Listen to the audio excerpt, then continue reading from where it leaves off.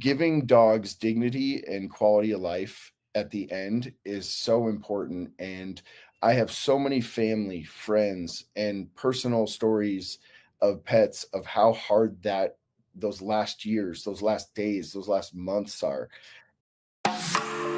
Hey, I'm Dr. Ruth Roberts. I am super excited because with me today is Sean Zyre from Earth Buddy.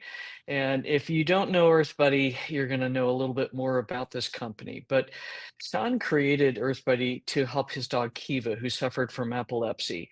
And the company itself is a family owned collective of PhD scientists and pet health experts that are striving to create botanical supplements that help pets heal naturally. They formulate all of their products with their own pets in mind and hold a special place in their hearts for senior pets who just need so much help. So Sean graduated from University of Northern Colorado in 2008, had you went into the Kool-Aid profession for a little bit and then got back out and got your soul and your conscience with you, and we can talk about that a little bit as well. But he's been rescuing animals. His first rescue, Tito, is was like the super heart dog. And although he succumbed to cancer, Sean's been continuing to cherish those memories. Currently, Sean is the proud owner of Iggy, blind and deaf pit bull mix. And despite all of her challenges, she's still bringing joy and affection into Sean's life. She's got her own host of issues. She's a double Merle, which any of these color combos create some genetic interesting stuff. But he's committed to improving the lives of dogs like her through natural remedies such as cannabis and functional medicine. And you and this is what I love about you too, is that part of this is you're doing your business, you're doing good in the world, but you're also creating products that are helping help pets live both a healthy and a dignified life. And I think that's a lot of what gets lost in caring for these guys. Here we are. You started out in a little bakery just making stuff, and here you are today. So welcome. We've got some really cool stuff to talk about, but it would be cool to hear a little bit more about your journey, where you started career-wise and what happened there.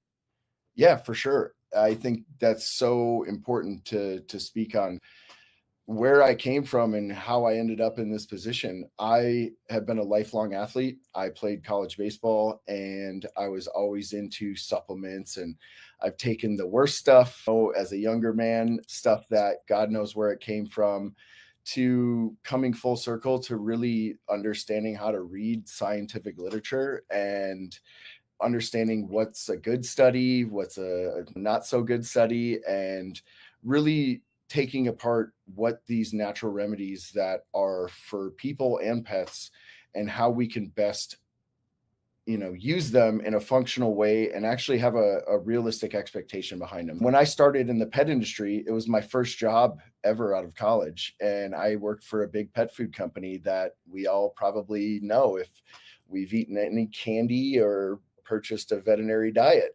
I'll leave that to the imagination. But as you said, I was in the Kool-Aid, and I saw how the manufacturing processes worked. I saw what the big pet foods do in terms of how they produce their scientific literature. So that was a good basis of understanding science. So just flat out, just understanding how nutritional science works, how the funding works, and where most of the nutritional science comes from. That was my basis in the pet industry. And it was my first experience with the pet industry as a whole. Fast forward, I worked for a distributor and I saw the explosion of cannabis products in Colorado here. And meanwhile, I have this dog who's epileptic and non-responsive to any drugs. She was drug resistant to basically a cocktail of seizure meds, and I really couldn't find anything that worked. And she wasn't eating either because a lot of those pharmaceuticals will zap their appetite. I was in a desperate situation. I'm watching this industry explode, and I'm a distributor salesperson. So I go, hey, there's something to this. I know some really smart people in cannabis. Let me see if I could help Kiva, who you mentioned. and let me see if I can just give her some quality of life, because I don't think I'm going to have her more than 30 days at this point if she's having cluster seizures all day, every day, and not eating. So I thought I was this big tough guy that I'm going to make this tough decision after 30 days, give her some good food and some quality of life and maybe a little bit of cannabis to help ease her issues. And surprise, we started seeing really miraculous change. We were starting to control her episodes pretty significantly, and to the point where I was able to get her the raw and cooked nutrition that she needed, which I truly feel cannabis was just a tool that we used to really get her the nutrients that she was missing and not eating because of the pharmaceuticals. And we were able to control and manage her episodes significantly, to the point where I kept her around another year and a half. And Damn. for me, that was the basis for everything involved in Earth Buddy, and continues to be with all of the products we make. Giving dogs dignity and quality of life at the end is so important. And I have so many family, friends, and personal stories of pets, of how hard that those last years, those last days, those last months are. And I'm never going to say our products are going to cure something. They're never going to fix the problem completely. Aging is impossible. Father time is undefeated, unfortunately. And so, with that, I want to give them some quality of life and some dignity, because the last thing I want to do is have a pet parent lose their pet's personality towards the end and have to make that tough decision in a chaotic state, in a dramatic state. It's so hard. And I've been through it multiple times, and I've watched my friends go through it. And that irks me just as much, because I know what they're going through. And you just want your friend back. You just want your buddy back. And as I think about it, I get choked up. But that is like the basis for everything we do. And I want to share that with anybody and everybody that has a pet. And when I hear those stories now, it's unbelievable. And that's why we've created so many unique products. It, there you are. That's the whole heart and soul of it. Is there's all these products. There's a boatload of different companies doing different things, but this is the true mission for your company, for most of us in the pet health and wellness business, is that we want to make sure that our pets have the dignity that they were born with and that they deserve to leave with. And hopefully, somebody will come up with a way to help us humans do that too. And indeed, there are people that are able to do it all the way through. Yeah. So let's start with a couple of easy things. So, for most people that are watching this, they've got some experience with cannabis products and CBD, but let's talk a little bit about the difference between hemp product versus a marijuana THC containing product.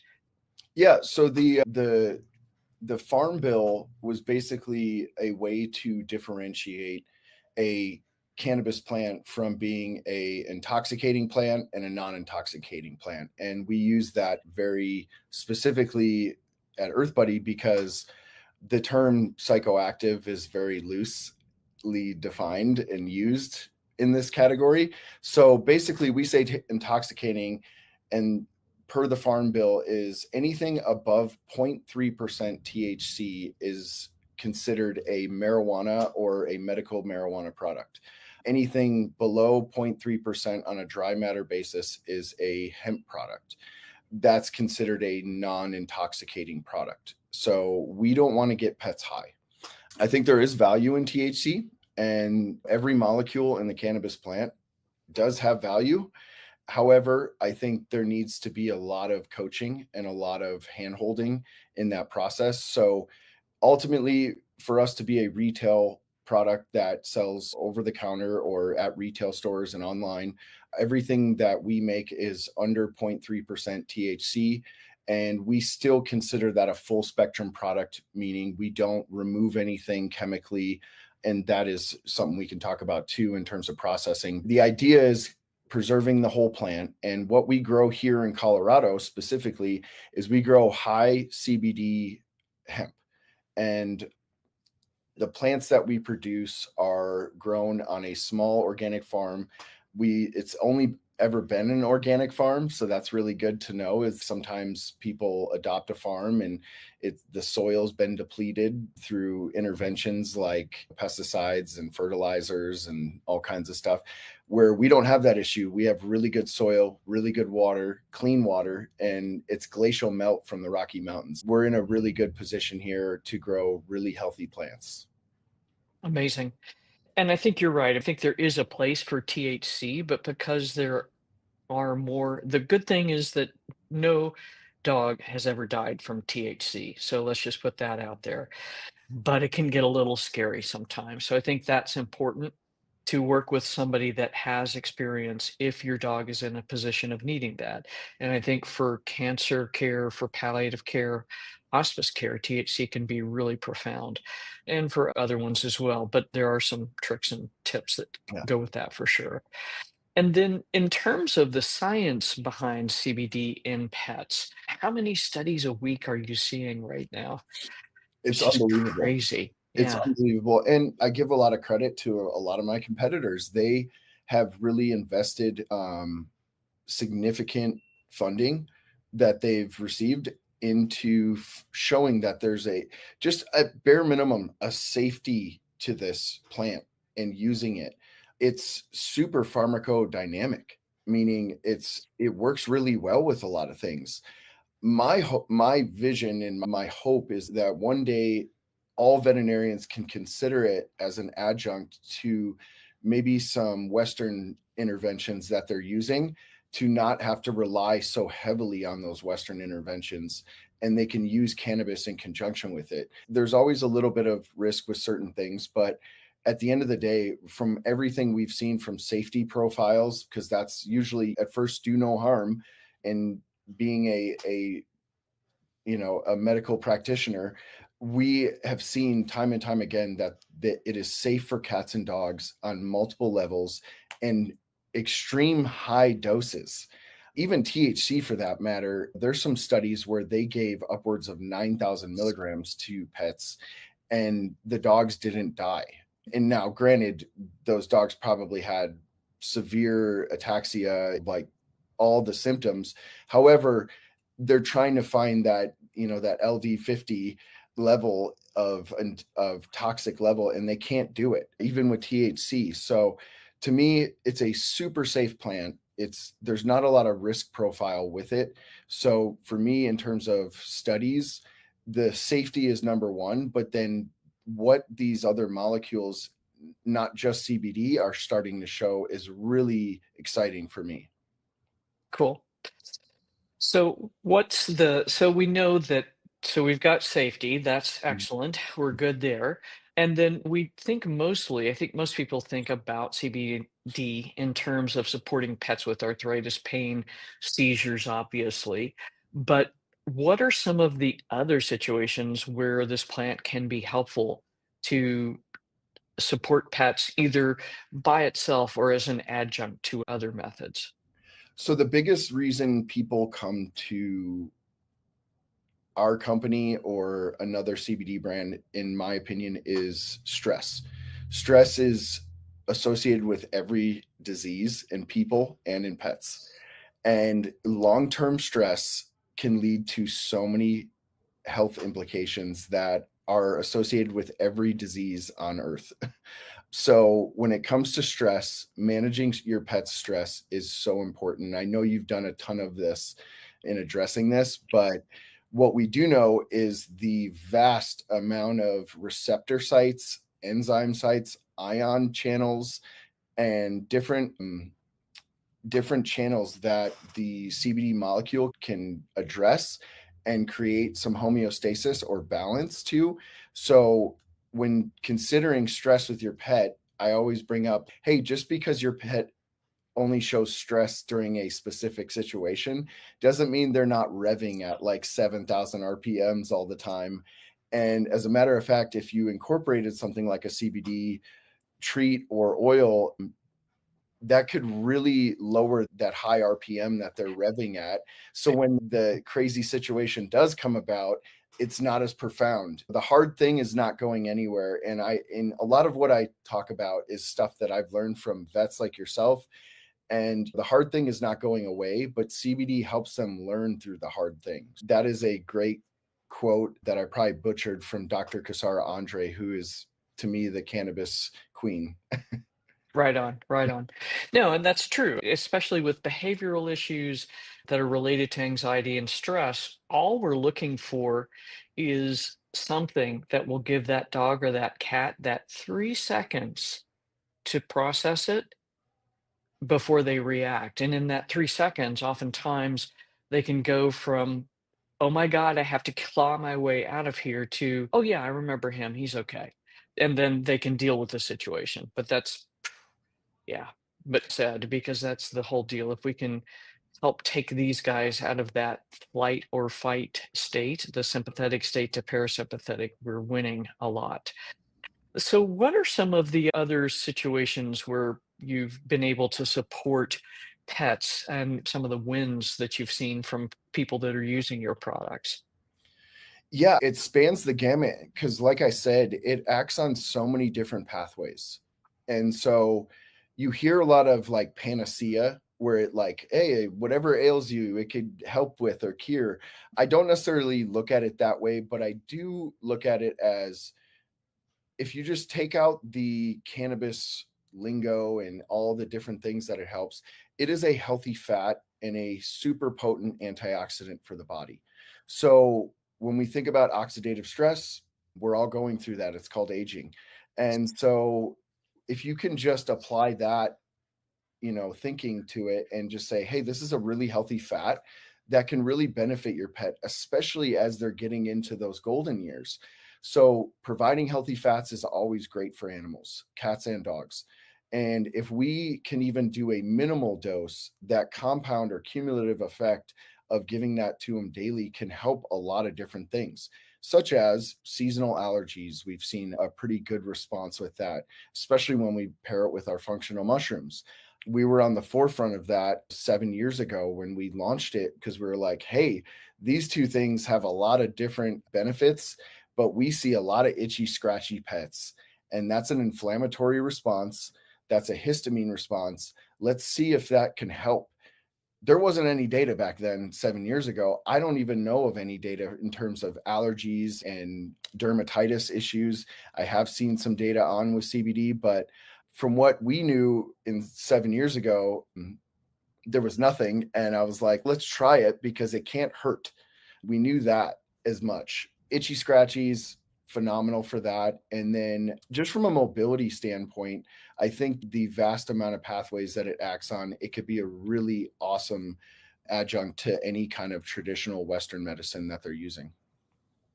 And honestly, a standalone. So that's the thing. There's certain, for me, I agree. I think there's certain things that are like, okay, we're going to get an immediate response or pretty within 2 or 3 doses, and to things like pain, anxiety, and seizures. But I think that's important. What you said is that a lot of this is a long-term strategy, and it's the accumulation of having your endocannabinoid system be in balance over the long haul that creates the long wins. So that's, yeah. So the cannabinoid system is something in all mammals, and it's a chemical balancing system. And I heard somebody much smarter than me once say it doesn't actually do anything specifically, but it's basically the conductor of an orchestra where it's signaling to different pathways to say, hey, there's something off here. We need to rebalance it. And when you have a plant like cannabis that unlocks a lot of those different receptor pathways or enzyme pathways, why not use a super safe plant that the body knows exactly what to do with it? Right on, right on. And yeah, exactly. Let's make it easy for the body to deal with things. And Julie is correct. It takes 48 to 72 hours of a recovery period to get back to homeostasis after stress. But the problem is that, like us, they're never reaching homeostasis unless we are very intentional about the way we live and help them to come down. So it is tough stuff. Let's talk a little bit about some interesting things because Leave Them Kids Alone says she's got this liquid, it's impossible to get her cat to take it. And somebody down below said, yeah, you can just apply it to the ear. And indeed, for cats, with my own cat, that's what we had to do. But let's talk about, how do you administer this stuff? Cats are by far the trickiest palate to address, and they are so stinking smart. And so I have come up with so many different suggestions for pet owners, specifically cat owners, to get it in their body. And I have heard the ear pinna is a great venous area. However, you don't want to put a ton of oil in their ear. So we usually say if a pet owner is going to try that, and that was actually provided to me almost 10 years ago by a cat owner. They're like, if it's like a liquid, I can just put it in their ear. However, if it doesn't have a skin penetrating agent like an alcohol, it doesn't get as strong of a transdermal effect. Ingesting is the best way. So, with that, we have the challenge of cats' refined palates. And what I say is put it in something yummy that you know they'll eat.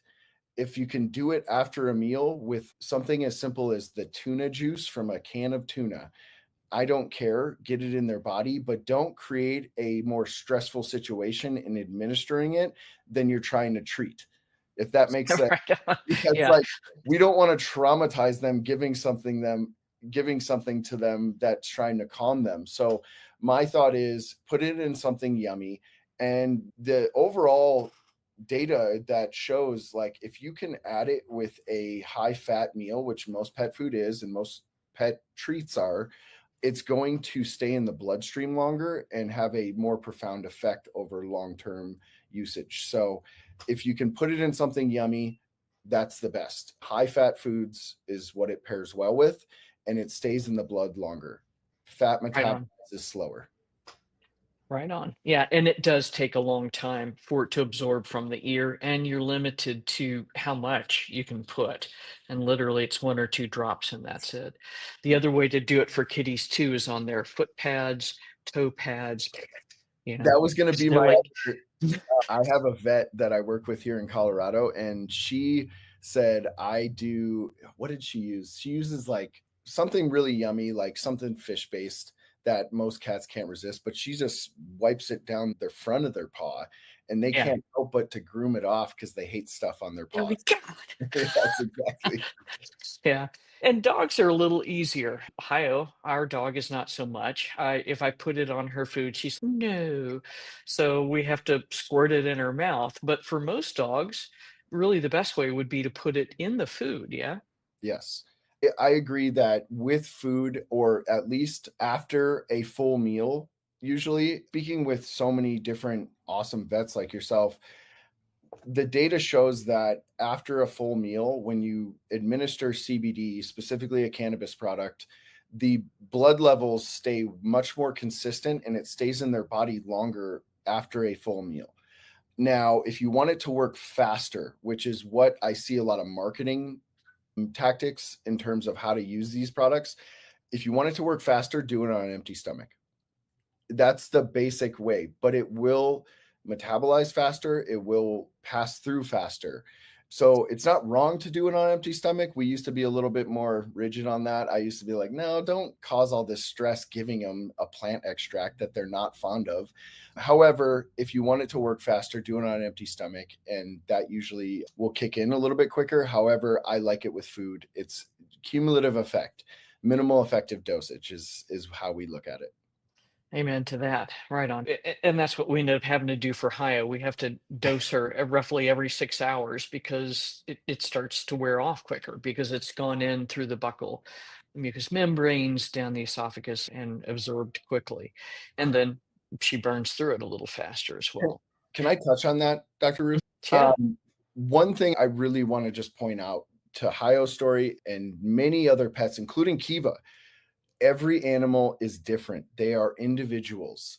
They could be the same exact breed, same weight. They are different beings. And that means that their endocannabinoid system is going to be different. And thinking that it's a one size fits all dosage is not realistic. And so I think it's really important just to point out that your dosage for your pet might be different. And we hear this so often where, they have a 60-pound lab, they take a really low dose, the dog totally chills out. But then they have a Chihuahua at home who bites everybody, is barking at everything that walks past the house, and that same dosage does nothing for that dog. That's a great way to encapsulize like the variance in terms of tolerance of dosage and what actually works. So we're really big on promoting start low, go slow, but your pet is your pet and you're going to know them much better than us, and experimenting. Right on. And I think that's critical because people are always like, how much should I give them? And so when we say start low, go slow, my general guideline has been if you've got a dog that reacts to everything, then start with a milligram, literally, of CBD and feel your way up. And do you have a general sort of starting place for you recommend for most folks? Yeah, we're pretty general on it because we really don't know their pet. I'm not at home with them every day, or I'm not leaving for work every day watching them whine. Like, I don't know what their pet's issue is. So what we say is 1 to 3 milligrams per 10 to 20 pounds. So that's really generalized, but we're saying this is the safest, lowest dosage or minimal effective dosage that we've seen a really great response on basic stress or mobility issues. And you can start there for a couple days and then start increasing, or on some days you use more because you're going to the vet or you're going to a nail trim. But we really want the pet parent to start low and go slow because, one, that's going to save them money. Their product's going to last longer. But two, I'd rather they have the lowest dose possible to get the desired effect. Right on. And I think that's super critical. It's what are we after? Mhm. So I think it's important to, like you say, feel your way into your dog's dose or your cat's dose so you know what they need. And then you're also going to know, oh, this particular thing is not quite so good anymore. So maybe I need to bump things up. But it's just, I think I always give this example. So for me, 1 milligram of CBD will put me in the dirt for about 36 hours. I have a really, so it's just not possible for me to take. It's just not worth it. For Hio, she's taking 40 milligrams total of a couple of different CBD products to get the effect that she needs. And like you said, there can be a Great Dane that's super with 5 milligrams, but that same Great Dane that develops another health issue later in life may need 40 milligrams, 200 milligrams. I've seen doses that high. So that's the thing is just observing and knowing when to adjust. I think that's super critical. I would add journaling too. We have a full 30-day journal that pet parents can download for free. We just ask you to download it and daily notes. And it literally is just like whatever the issue is, there's a sliding scale, you can mark. But journaling, I've learned personally, is a phenomenal way to understand your pet's behavior and whatever the issue is. Right on. This can be some really that is really critical for anything you're doing. If you're starting on a new protocol, you need to let the protocol prove to you that it is worth the effort. So I think that's super critical. Now, when we talk about, you touched on it a little bit. There's treats, there's oils, there are capsules. How do these differ in terms of effectiveness and ease to use, that kind of stuff? Because that's where the trade-offs come, right? So again, with Kiva, I can use her as an example, and I can use my dog Tito, who had cancer. Again, every pet is different. There's different ways we want to address it, and there's also different formulations that we've created with different molecules from the cannabis plant. CBD is one molecule of hundreds in the plant, and so we started looking into further research on how we can address different things a little bit more efficiently or a little bit more direct.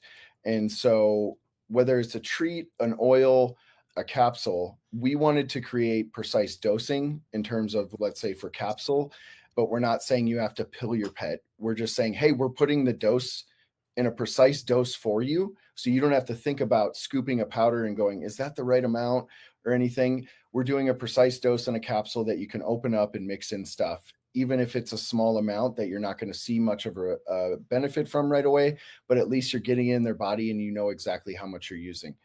The treats are really easy. There's a convenience aspect. We can infuse a treat and they're palatable. Most dogs love them. Even some cats will eat our biscuits. I have some videos of cats literally eating our meat-free biscuits. But the idea is we want to make as many options for the pet parents so that way they can look at, I know my pet, I know what they'll eat and what they won't eat, or I know their issue and I might need something more specific like a capsule. So we come up with as many different forms of delivery as possible.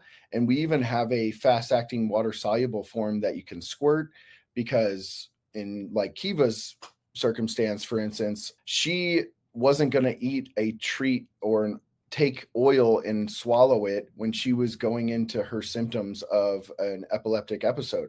So she would pace and pant, and I'm not going to get a treat or an oil in her body at that time. So what I went to our chemist with was like, how do we get it in their body faster without them necessarily having to swallow something or be excited to take a treat? And we figured out that we can create a squirt device that basically squirts it, but also the way we formulate it is we are mixing it in distilled water. So they're going to get some mucosal absorption as well. Again, fat molecules, CBD is a big fat molecule. We break down the molecule enough to make it smaller, and we get a mucosal absorption with our Quick Calm. So for Kiva, that product was made for her. Unfortunately, I didn't have it with her. So I didn't have anything to give her when she was about to go into a seizure. But now that we have Quick Calm and I have Iggy, who has a different form of epilepsy, I'm able to administer our Quick Calm to her and start doing therapeutic massage on her and working her through that super neurological intense situation. And I have tools that I didn't have with my first dog, Kiva. So there's not a wrong answer in anything I just said. It's just we have a bunch of different options and we want to make it more specific to each pet. If I could, I'd have a million more, but that's not Right realistic on. business. Yeah. Right on. Yeah. And actually, there is there is a pharmacy in Italy. I showed you some of the information there, but they are literally creating custom formulas for every pet. So Ohio had the benefit of that there as well. There's so much out there. And I think you mentioned a journal on your website. I see there's a quiz. I know you're trying to get a new website launch, but if you've got Yeah. a link to that would be super awesome. Yeah, And, absolutely. I and do then have a link and I cool. can share that in the notes for sure. That'd be awesome. Super.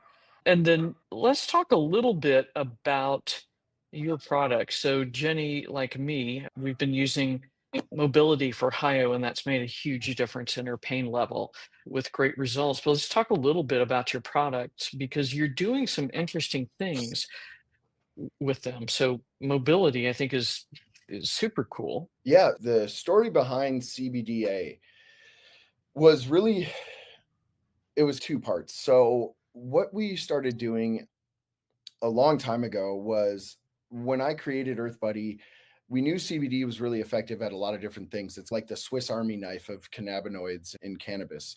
It does a lot, but we started looking at research of what are these other molecules doing? And what we found is, hey, in the wild, animals will forage and eat raw hemp.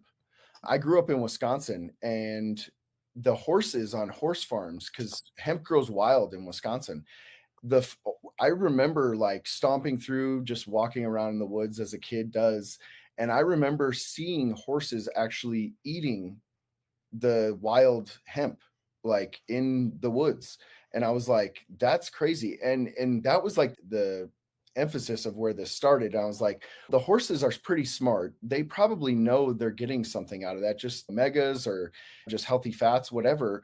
But then I thought about it and I was like, the raw extract from the plant has is called CBDA. So when we extract it from the plant with CO2, subcritical CO2, the raw extract before it's heated is called CBDA, cannabidiol, cannabidiol, Uh, acid. I'll get it out eventually. I'm good at butchering words, but that raw extract has a ton of benefits. Just looking at just healthy fats, but when we heat it, we add another step to it and we convert it to CBD. So the comparison I give is like when you're smoking THC or medical cannabis, you're burning it and that is converting the THCA to THC, which then gets you high. So for the longest time, people thought CBDA was useless. It didn't do anything. You have to heat it up to have any benefit. What we've since found out is it acts on another whole host of receptors that in a way that is much more effective for things like pain pathways. So when we looked at CBDA and our mobility and our balance product, we wanted a couple different formulations. We're not giving up on CBD, it's still in those products. However, what we found is it acts on the same pain pathways that a lot of your anti-inflammatory drugs do. And we go, there's something to that. So just looking at a petri dish study, we go, okay, it's acting on these same receptors. Let's see if there's any data on dogs. And thankfully enough, fast forward a couple of years ago, some other brands have invested into doing research on CBDA, and we're really happy for that. And now you look at the studies that we've done, what we saw is that even in conjunction with their Western meds and pharmaceuticals, we can really help improve mobility and their response to their aging joints by using this CBDA molecule. What we find that's even better, that even affirms what we thought, is that when you add CBDA and CBD together, the absorption of CBD goes way up. So now we're really attacking like all these different pathways in terms of how pets perceive pain and mobility, and we're getting amazing responses. So with pets that are starting to have a harder time getting up off the floor or going upstairs or running around, we're seeing something like 50% improvement from the studies that we've done. So Wow. to me, whether you're using Western medicine or not, I think this should be incorporated into most older dogs. And our balance product, we call it balance because it's an equal amount of CBD and CBDA. For any aging dog, we were originally going to change that product to senior support, but I've heard so many different use cases from veterinary practitioners that work with cannabis quite a bit, using it for span the gamut, name the issue. They've used that balance product. Mobility was more designed for joints, and mobility are the number one issue. My pain has a lot, or my dog has a lot of discomfort and aches in their joints, and mobility seems to be our go-to for that number one issue. Cool. It, and it really it's been a big game changer for sure. Now, you mentioned your quick calm product. So how did you set that one up? Yeah, like I said, when you have a pet that is on level 5,000, or in the case of Kiva, where she has her symptoms of a seizure, I cannot get oil in her body in that moment. She is, her neurological activity is just at an all-time high. But if you just take just a daily stress situation where like your dog hates car rides, they're not going to be pumped to take a treat or an oil, whether it's their favorite or not. They're just not going to be pumped about it, and probably so high strung that they're not going to consume something. So I went to our chemist, Dr. J, and I said, how do we get it in their body and work regardless, get it in their bloodstream faster? And what we did is we took the CBD, our full spectrum CBD, and we emulsify it. So basically we use some organic emulsifiers. We don't use any chemical interventions to do that. We just naturally emulsify it, that you can literally do it at home. But by emulsifying it, allows us to put it in distilled water. And so what that does is it peaks their blood level faster. So whether they ate food, whether they're super high strung, whether they're going through like a severe episode like my dog Kiva, we could squirt it in their mouth. We get a precise dose per pump, and it's going to absorb mucosally. And then whatever they do ingest, they're going to get it in their bloodstream faster. And that was the idea. So many times that even today we discussed of like, how do I get it in their body? Here's a really easy way. We could just squirt it in their mouth. Now, cats are probably not going to like that. It doesn't make a squirt sound. It doesn't have a spray sound, but it does have a taste because it's a plant extract in water. The idea is not so much palatability, but effectiveness. And we want to peak their blood level as soon as possible. And when you think about something as severe as epilepsy, the faster we can start engaging those pathways from the serotonin pathway or these neurological pathways, I think at minimum, that should reduce their ability to have this high strung, oh my God, what's happening? What's happening? Why am I going to the groomer or the vet? That's so awesome. Cool. And actually, there was a question up here that would be fun to address as we're wrapping this up. So, Betty, you are in the company of multiple holistic pet health coaches that can help you find more detailed information and strategies to solve this problem. But two Westies, 11 and 13, allergies, bumps, and cysts are starting to appear. So, what products out of your line would you suggest for Betty to start with? So, our tried and true and original way of addressing this is our focus and immune mushroom and CBD capsules. They are capsules, however, it's a powder form, and we use an actual, it's called keef form of CBD. It's the purest way. It's not a chemical extraction in any way. It's just an old hippie method called bubble hash. But we've created a really pure form of CBD, and then we use our 5 blend of mushrooms. And that was the impetus of why we created that product, was for aging dogs that are starting to get itchy, scratchy, maybe some lumps and bumps. And we can't just throw a ton of CBD at everything. We have to have something more comprehensive. And so with those capsules, they can open them up, especially for little dogs, mixing them in food. And we get amazing responses, especially when they stick with it for 3 weeks. We usually have some really good responses, anywhere from what the two Westies are experiencing to mobility issues in aging dogs with them going on as long of walks as they used to. We've seen some great responses. So the idea originally behind our focus and immune capsules were, when dogs are aging and you want to give them something to help with like mobility or even allergies in this case, we don't want to give them a ton of CBD and have them zonked out. So what the mushroom CBD combo does is it keeps their personality and they're not like zonked out. So instead of having to buy 2 products, we put it in one. Now we have them separate now. We have like our mushroom powder that we use in the capsules, and then you can have an oil for a stronger dose of the CBD. However, you have to buy 2 products. So we made it really simple early on and said, hey, it's all right in this and you can use it consistently. If that's not the easiest way, an oil and maybe a tincture, a mushroom tincture is better, that might be the option. But we wanted to create as many options for the pet owner for their specific pets. And we love the capsules for that because it's a precise dose. You don't have to think about it. You open it up, you throw it in food, especially if you're feeding a wet or a raw, it's really easy to mix in. Excellente. Cool. Yeah, and that's it. And then if it worst case scenario, like Kyle is no, then down the hatch. Yes, Followed exactly. up with delicious butter because that makes everything better, right? Yes, exactly. Yeah. Cool. Sean, this has been an absolute ball. I think we could go on for a couple of more hours, I think, Absolutely. Yes. because you've got so much information and you have some really cool products. So if you're not familiar with them, I've dropped the website in there. It is not earthbuddy.com. Apologies for that error, but earthbuddypet.com. Yep. And hopefully you will be out of the hell of launching a new website soon. Yes. And I'll share that link real quick for the dosage guide. That'd be And awesome. there's a dosage guide and a full journal that could be used for that. And if anybody has any questions, they can always reach out to us. You can even text us. Majority of questions I get is, how do I put it in their body?